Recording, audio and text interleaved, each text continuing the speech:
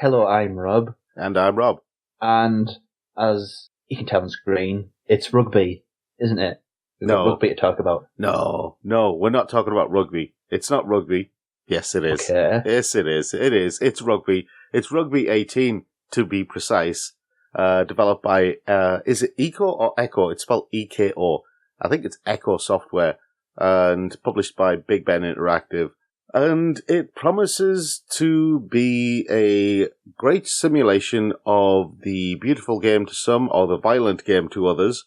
And as a former rugby player, I was very much looking forward to this, right? Is that so, though? Because I'll just give a bit of history. I played, when EA used to do the rugby games. Yeah. A long time ago, as far as I recall.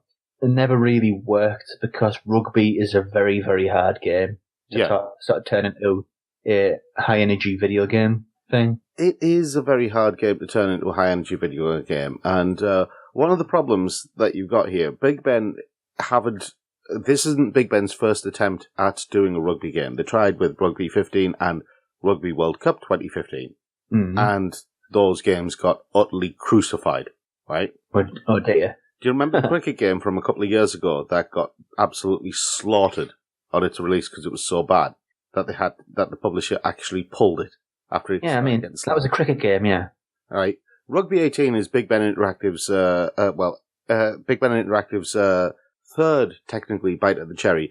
And this time they actually chose an interesting developer. They chose EKO Software, who actually, they developed a series of games about handball, right? Really? Yeah. And so, I was quite interested in finding out more about how this rugby game plays. And I'll be honest, the first time you see the game, it looks good. The graphics are pretty decent, the players move quite well. The animation's pretty good. So I'm expecting some good things. But then you actually get to sit down and play the game. Now, I played this on the PS4, and the very first thing that happened was something that really, really, really me off with sports games, right? And I know FIFA does this as well. And I know that, I think PES did this as well, where as soon as you start the game, it throws you straight into a match. Is that an installation thing, though? I don't think so. I think that is just part of the game. In case of FIFA, it's an installation thing, but I don't know about the others. But you know what I mean. It's not something that I want to do. And the second thing that annoys me about Rugby 2018 is, what are the bloody controls? Hey, you say this, but what was it, last year or the year before? We had, what was the name of that football game? It's going back to sort of the early days of football games. What, Kickoff? Was it Kickoff? You're talking early days of football games. It was Kickoff. The one that was recently redone on PS4. Oh, yeah, Kickoff. Yeah, I mean, that. Dino Dini's Kickoff. You can't say a game has really hard controls when it comes to sports. No. When that No. You are mistaken, my son. Well, no. Padawan. No. Apprentice. No. Somebody who doesn't understand rugby. I do understand rugby. No, you don't. I watch rugby, Rob. Don't condescend to me. You watch rugby. There's a difference between watching and playing, trust me. Get on with it, you bloody hipster. Anyway, what was I saying? Yeah, I wasn't saying the controls are bad, right? What I was saying was, what are the bloody controls? As in, you are thrown straight into a match, and it tells you to do certain things, but it doesn't tell you how to do other things, like run faster. Oh, dear. That's critical error there. Yeah, it doesn't. It tells you to do this, this switch pass, and you have to do it real quick, but the controls aren't sensitive enough, and you can't adjust the sensitivity in the options, which is annoying. You can't remap keys, which is annoying. These are things that, it doesn't even tell you what the basic controls are. If you've forgotten, for example, it doesn't even tell you what the basic controls are if you go into the options just to quickly check. Yeah. Right? And so you finish this first match, and it's set at 8 minutes a half. So a quarter of an hour, 16 minutes, at least, right? Because there is a thing in these games where you can quit the match at any point, but if you're an idiot like me, you'll basically play through the match thinking, oh, it's almost done. But there's a thing where it won't stop the game until the ball goes out of play. And in this game, the ball doesn't go out of play that often because you're more likely to be facing a grind called rucks. Can't you just boot it out? No, because you're that desperate to get it out of play. No, you're probably tackled by the time you've decided to hoof the ball somewhere, anywhere but where you are. And once you're tackled, once you're on the ground, you end up in a ruck. And this game seems to love rucks, and I don't know why. The number of times, I can count the number of times that I've actually been in a scrum on 3 fingers, because it's only 3 times, and I've played this game for about 7 hours now. That's uncanny, because every game has at least about half a dozen. Exactly. And I've had 3, and the games I'm playing are 10 minutes a game, and I've only had 3 scrums in those games. And I'll tell you something, see, this is the problem with this rugby game. It lacks any kind of sensitivity and finesse. The controls are simple, but very, very clunky. You use the right one and left one triggers on the controller, if you're playing on the PS4, to pass the ball left and right. Now, the camera is basically from behind. It plays a lot like Madden in terms of the camera.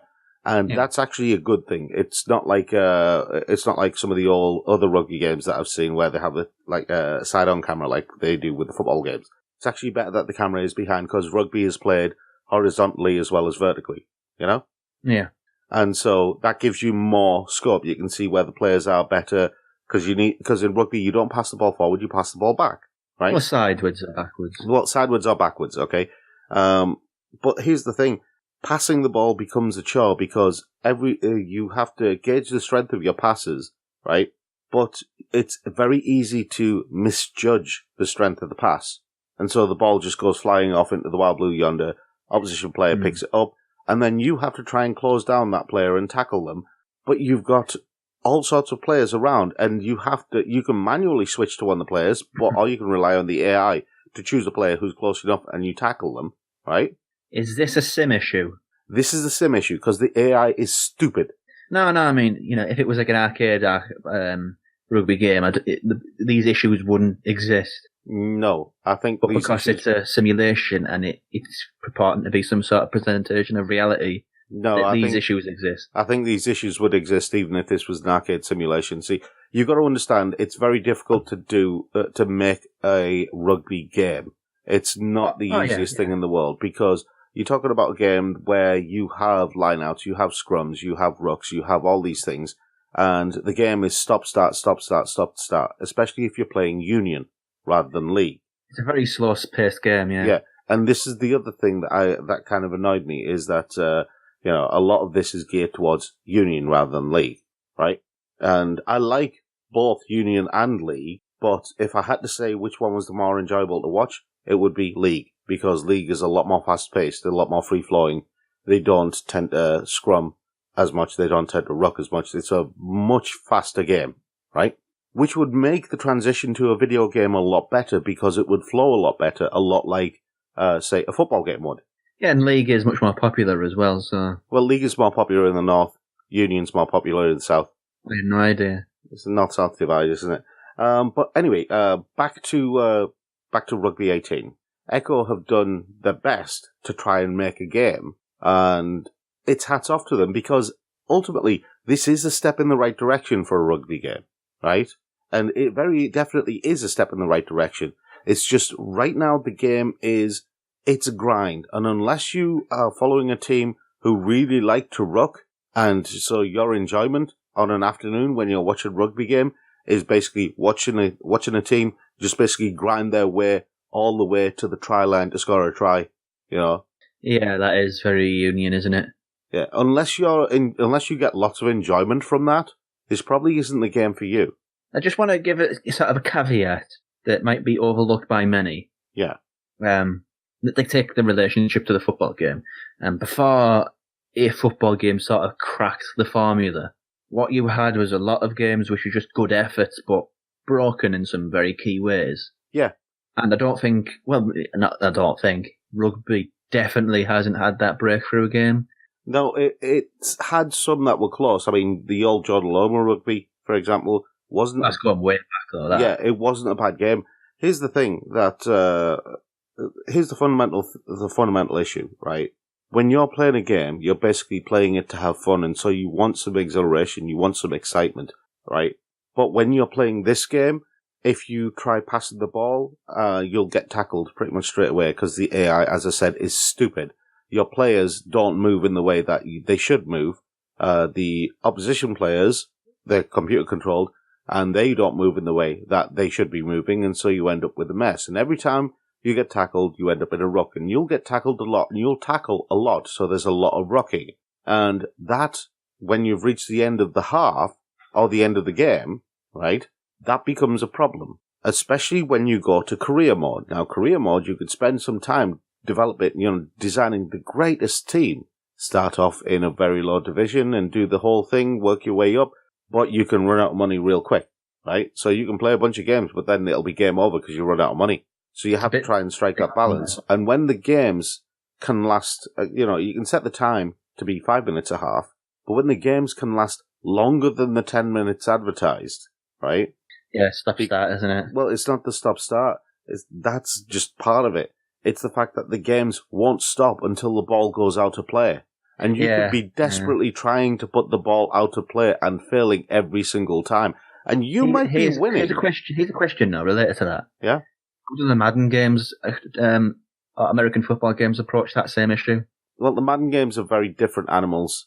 No, but it's still a very stop-start game. It is a very stop-start game, but the thing is, the difference between the Madden games, the difference between NFL and rugby is that NFL is designed around those stops. Yeah, that's a fair point. You see, those stops are also part of the game because you adjust your tactics, you call out players. NFL is a very tactical game.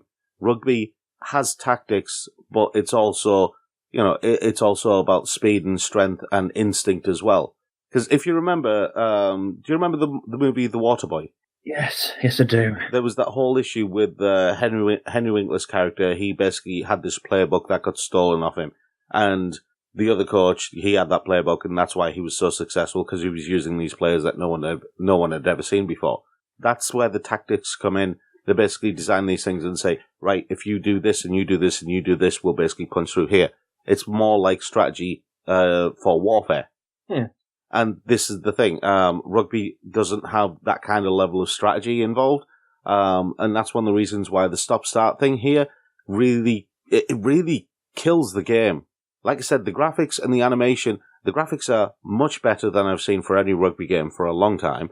The animation is pretty good overall. But the game itself it's playable, but it's boring. Yeah. And I don't like that kind of rugby game. I want excitement, I want exhilaration. I want a flowing game. If I had the ability to pass to the left or the right, even behind, how you can pass in FIFA, and in PES, basically you can put together these flowing passes. If Rugby 18 had that in, where you could put together these flowing passes, it would have something, it would have some legs to stand on, you could have some fun with it. And I think that's one of the key issues with it, is that you can't do stuff, even basic stuff like that. But that said, it's not a bad effort from EKO. It's not a bad effort from Big Ben Interactive. It's a step in the right direction. So I'll be honest, it may be the next game or the game after that, that really kind of breaks the mold and really puts rugby into the mix with the other sports games in a big way. Yeah, it just needs that first game to crack that formula, like I said earlier. Yeah, it hasn't happened just yet. Which is fair. Anyway, that was Rugby 18 from EKO Software and Big Ben Interactive. Let us know what you think about the game in the comments below. We also do podcasts. You'll find the link to those in the information section of this video. And if you like what we're doing with these conversation videos, then please support us on Patreon. We'll see you on the next video. Thanks for watching.